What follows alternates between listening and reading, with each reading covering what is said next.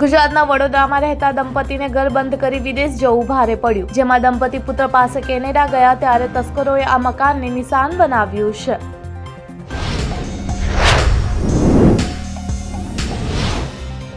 ગુજરાતના ભુજમાં મોબાઈલ ફોનમાં ગેમ હારી જતા કિશોરે આપઘાત કર્યો છે. ભુજના મોખાણા ગામે મોબાઈલ ફોનમાં ગેમ હારી જતા કિશોરે ઝેરી દવા ગટગટાવી છે.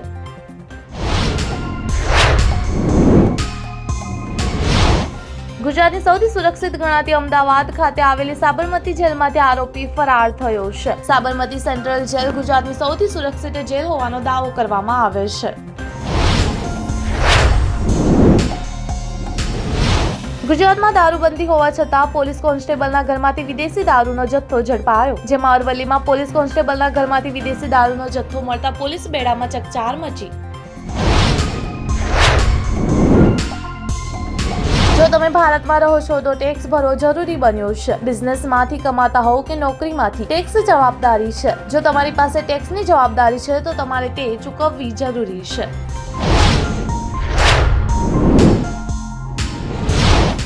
મલેશિયા દક્ષિણ પૂર્વ એશિયામાં પ્રવાસનનું મુખ્ય કેન્દ્ર છે. લોકોને અહીંના બીચ અને નાઇટ લાઇફ ખૂબ જ ગમે છે. મલેશિયા તેના સમૃદ્ધ સાંસ્કૃતિક વારસા માટે પણ જાણીતું છે.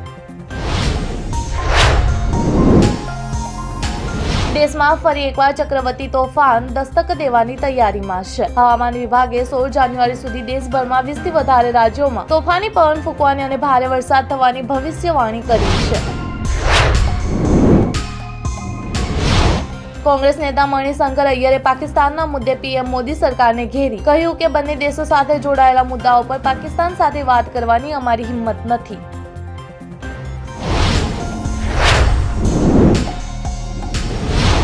ઉત્તર પ્રદેશના કનૌજમાં પોલીસની બસની બ્રેક ફેલ થવાના કારણે મોટી દુર્ઘટના થઈ ગઈ. આ દુર્ઘટનામાં એક મહિલાનું મૃત્યુ થયું જ્યારે અન્ય કેટલાક લોકો ઘાયલ થયા હોવાનું કહેવાય છે.